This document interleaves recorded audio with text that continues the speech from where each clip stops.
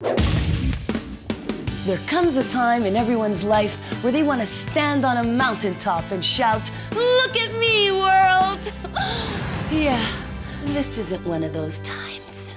Today on Bitchin' Kitchen, we're cooking up a makeup meal, cause you messed up, my friend, badly. First up on the contrite cart, tender zucchini blossoms with a sweet and tangy mimosa vinaigrette. Then we'll get our butts off the burner with a soothing curried chicken pot pie. For our damage control dessert, we're gonna make Macintosh maple crumble topped with candied bacon. Panos is gonna set the record straight when it comes to choosing chicken.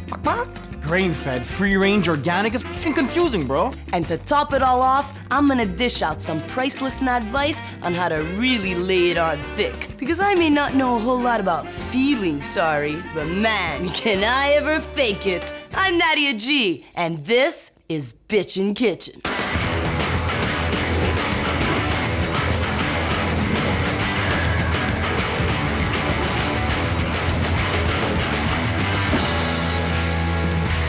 Look, everybody makes mistakes, so maybe he wasn't just being a big baby when he said he was allergic to shellfish. Bah.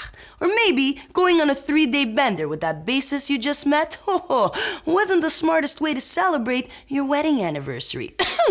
That's okay, because nothing says sorry for hot wiring their car like a 3-course dinner, I think. Let's get cooking. When you're in the doghouse, why give flowers when you could scoff them? Check out these beautiful zucchini blossoms. Their delicate aromas only superseded by their metaphorical qualities. Ah, where am I? Never mind. Let's make our beer batter, huh? In a big bowl, add 1 cup of honey brown beer, an egg, 3/4 of a cup of flour, tablespoon of onion powder, and a big pinch of sea salt. Whisk until smooth. We'll set this beer batter aside and move on to our mimosa dipping sauce. I love dipping sauces. The way they fizz and explode in your mouth.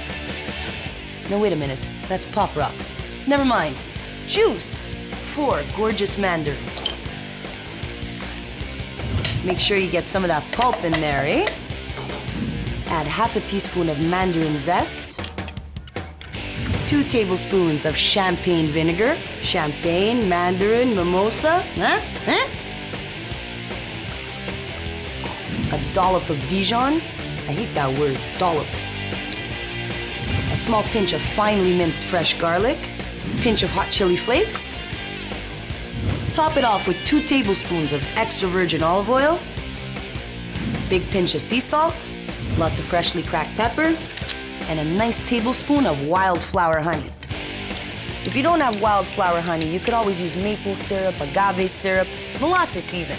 One great cooking tip I learned along the way is that you don't need to use sugar to add sweetness. By experimenting with syrups, you not only add sweetness, but a whole lot of flavor to boot. Shake it up.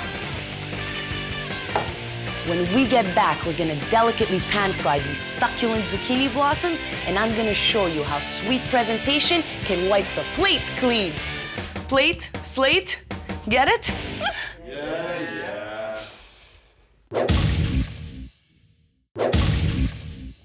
Hey, Beaselbots! Welcome back to Bitchin' Kitchen's makeup meals. Because as the old Italian saying goes, repent, or the emperor will hang you like a baby goat. What? Said the saying was old, not uplifting. Back to the zucchini flowers, huh? Heat 1/2 inch of extra virgin olive oil in a pan on medium-high.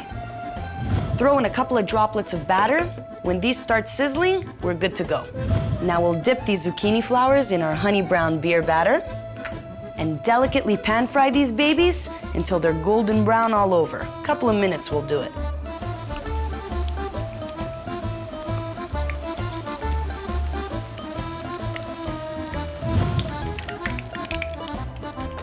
Let's plate this dish, but not so fast. When you're in trouble, you can't just slap a couple of zucchini blossoms on a hand-me-down plate and expect to be forgiven. You gotta add that extra pizzazz. That's why we're gonna arrange these blossoms into a cute bouquet. How sweet is that, huh? Aww. That's enough. You gotta do what you gotta do, huh? So get your hands on some fancy waxed paper, Roll it into a cone, and then tie the end with a stinking ribbon. Beautiful. You can even add one of those cute little florist cards that read, "Roses are red, violets are blue. When the cops come, say I was with you, okay?" I'm gonna add a little bit of our vinaigrette on the side. Voila. How beautiful is this, eh? Mangiamo, no?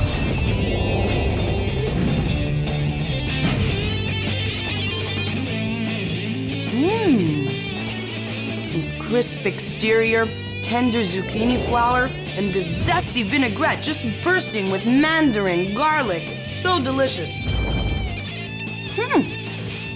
You can really taste that regret. It's fantastic. Now that we've seduced them, we're gonna pull out the big guns, a curried chicken pot pie. But before we get into it, it's time for me to come clean. Look, we're all friends here, right? You know what the worst thing I ever did was? No, really, I'm asking. I was probably mashed, so I have no clue. Anyways, you gotta be sneaky when it comes to being forgiven, and this chicken pot pie is as sneaky as it gets. See, humans have a very sophisticated olfactory memory, so by cooking up a chicken pot pie from scratch, you're gonna remind your victim of everything that's good in the world. Mom's chicken soup, snuggling near the fireplace, and unicorns. Needless to say, this puts you in an advantageous position, my friend. Let's do it. Here, I've got some plump organic chicken breast. But the world of poultry can be fuddled. Free range, organic, grain fed. How do you know which chicken is right for you? Here's Panos with the lowdown. Mads, there's basically 3 types of chickens out there. Let's start with the first, free range. Now these chickens are the ones that are allowed to move around. But how much space do they have to spread their wings? Now that depends on a farmer's definition of free. I mean, some chickens only get a couple of feet of dirt and gravel, and others, the others get a whole pasture to party in. So how do you know which chickens danced around the most?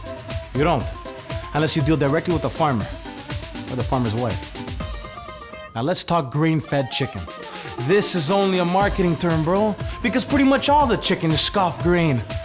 I mean, what kind of grain? That's a whole other story, huh? Which brings us to the polar opposite, organic chicken. Now these babies are raised without antibiotics, fed pesticide-free grain, and are chickens of the gods, bro. Between you and me, you want your chickens to live a good life. There's over 20 billion chickens on this planet. That's 4 angry chickens for every man. Sometimes at night I can't sleep, because if the chickens ever wanted revenge, and they planned it good, and attacked us in the night, they could win. Think about it. That's pretty creepy, bro.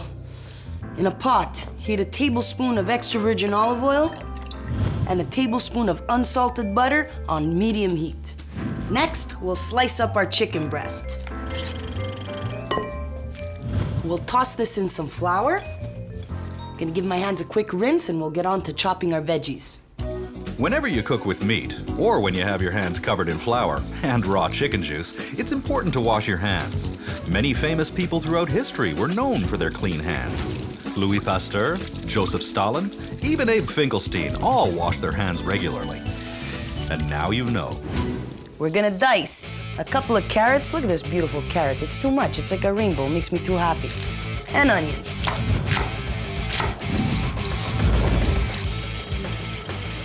Scaffed a lot in the pot.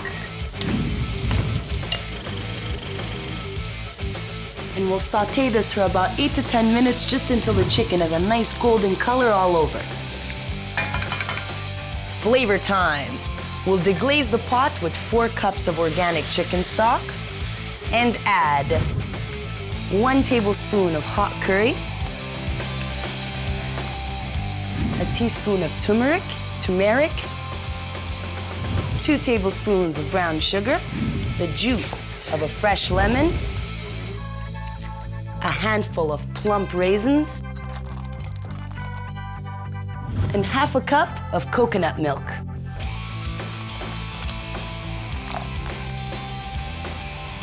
I like to throw in about a tablespoon of hot mango chutney, but any fruit chutney will work.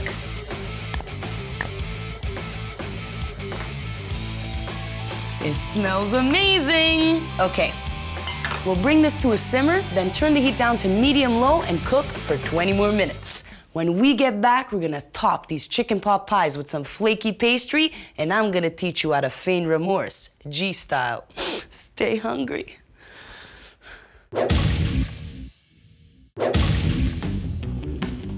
Welcome back to our bitchin' makeup meal, because good people apologize when they do wrong. Great people just don't get caught. On with the show! Our creamy curry has been cooking for about 20 minutes now. Look at this gorgeous color. The turmeric totally makes it pop. Now what we're gonna do is toast some almonds for crunch. So, grab a handful of almond slivers, pop them in a pan, turn the heat to medium-high, and we're just gonna toast them until they get nice and golden brown. The second they become fragrant, scaff them in the curry. Now, we're gonna top it with some minced fresh coriander. And that's it for the chicken. On to the pot and the pie. Ooh, that's heavy. We'll ladle it into ramekins. If you don't have ramekins, you can always get ramekins. Now, it takes years to perfect pie crust, but I've got a simple trick that'll have you cooking up a tender, flaky crust every time. You ready? Grocery shopping! Hey, yeah, but what do I look like, Betty Crocker? Yeah, okay. Plus, this is a makeup meal, so your time's better spent buttering up your victim, not dough. Get some good quality pie crust. Dust it with a little flour so it doesn't stick. Buono. And now cut circles into it about 1 inch wider in diameter than the size of our ramekins. Now scaff it on top and pinch the sides. Then pierce a couple of holes in it so it doesn't explode.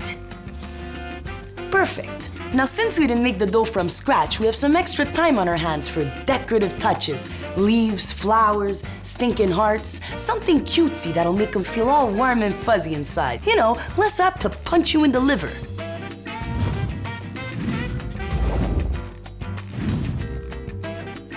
Now, we're gonna brush these babies with some egg whites.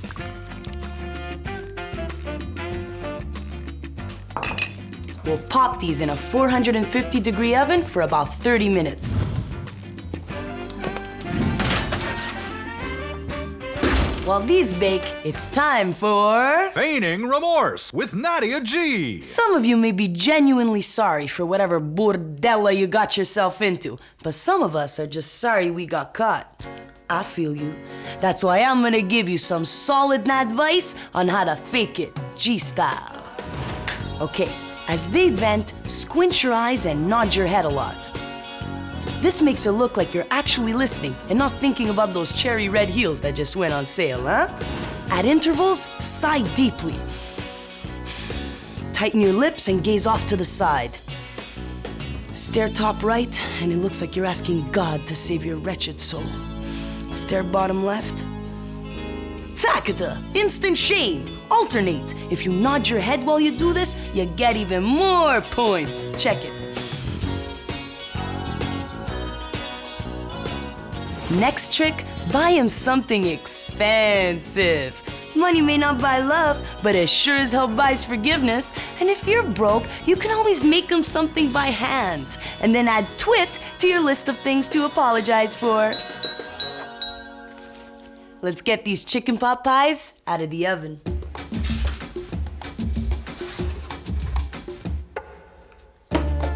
Look at these. Who can stay mad when you're serving up a main like this? Come on! Bon appetit!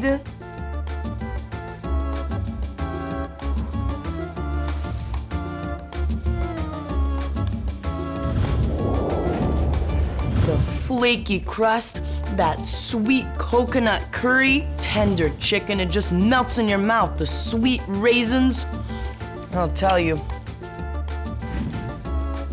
Whew! I'd forgive an evil deed for a salami sandwich, never mind this freaking pie. Me! But no makeup meal is complete without a damage control dessert. So we're gonna make a Macintosh maple crumble with candied bacon. Now some of you may hear candied bacon and say, oh, nuts is nuts. Others, they're online right now shopping for an engagement ring. Minimum 2 carats, I'm just saying. For those of you unwilling to take the candied bacon plunge, let me explain. See, most of us can agree that pork tastes fantastic with sweet sauces, whether it's crispy bacon smothered in maple syrup, or ham with a pineapple glaze, even baby back ribs. Wow, that made me really hungry. Anyways, the point is, why not reverse the sweet to meat ratio and call it dessert? Sold! When we get back, we're gonna whip up our candied bacon and Macintosh maple crumble. So if I were you, I wouldn't touch that dial. But also, get some new pajamas, huh? Come on.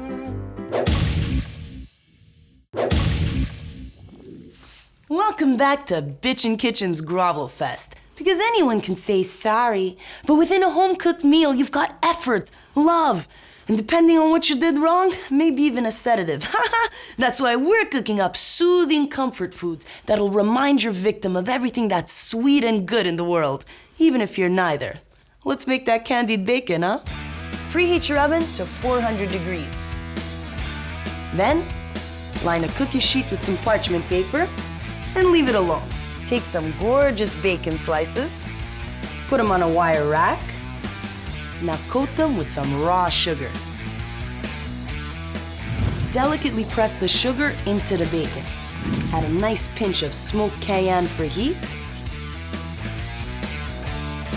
And transfer these tasty suckers onto our baking sheet. Give my hands a quick rinse. Whenever you cook with meat, or when you have your hands covered in sugar, cayenne pepper, and bacon fat, it's important to wash your hands. Many famous people...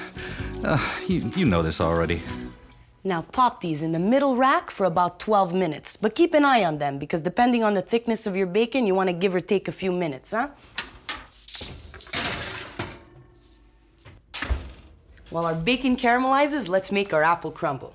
Slice about 6 Macintosh apples into bite-sized chunks. See, I'm using Macintosh because it's a traditional dessert apple. And man, when you're cooking up a makeup meal, you really want to stick to the script in order to create as much coziness as possible. But if you're only apologizing for something minor or apologizing spontaneously because you're Canadian, then feel free to replace these with some juicy pineapple or something. How good would that be with candied bacon, eh? All right, we'll throw the apples in a baking dish, add half a cup of maple liqueur. If you can't find maple liqueur, use about a 1/4 cup of maple syrup, throw on a splash of brandy. Throw in the seeds of half a vanilla bean, small pinch of nutmeg, and an even smaller pinch of sea salt. Now for our topping. In a big bowl, add 1 cup of flour, a cup of rolled oats, half a cup of walnuts, half a cup of brown sugar, then cut in 1/3 cup of really cold unsalted butter bits. Butter bits.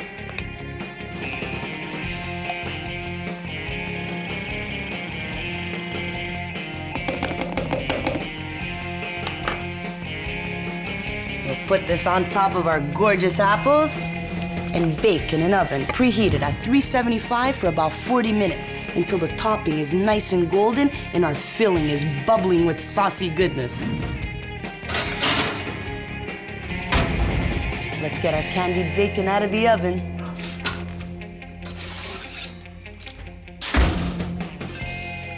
Look at these beauties. If this doesn't smell like forgiveness, I don't know what does. Whew! Now, you may be tempted to grab one of these with your bare hands, hide in a corner, and growl at whoever comes within a 3-foot radius of you. But watch out. See, melted sugar doesn't burn, it maims. So take a deep breath, compose yourself, and use a pair of tongs to lift them off and let them cool on a wire rack.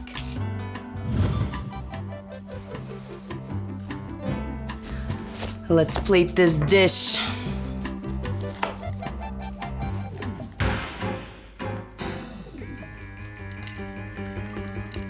We'll add 2 of our candied bacon slices on top.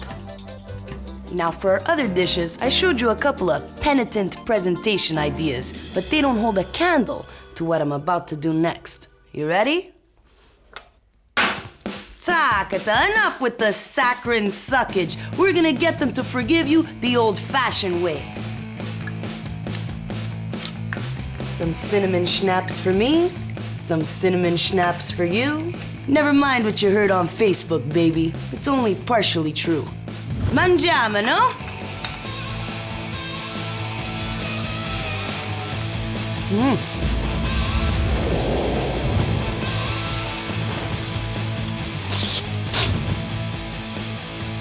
What an awesome flavor combination.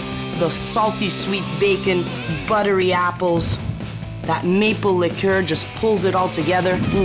You know, some people would call this dessert downright manipulative, but I prefer to use the term, no, I think that's pretty much the term. Whatever.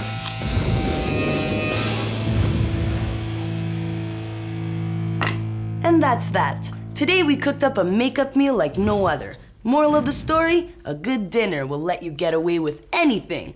That's not a class 1 offense. At the end of the day, holding a grudge really builds up an appetite. So a couple of zucchini flowers here, a few bacon slices over there, and sakata, your victim stuffed. The digestive system kicks in, they become drowsy, placated, and all's forgiven. Nice, nice. Remember, ladies and germs, the hand that rocks the ladle is the hand that rules the world. Woo! Alla prossima!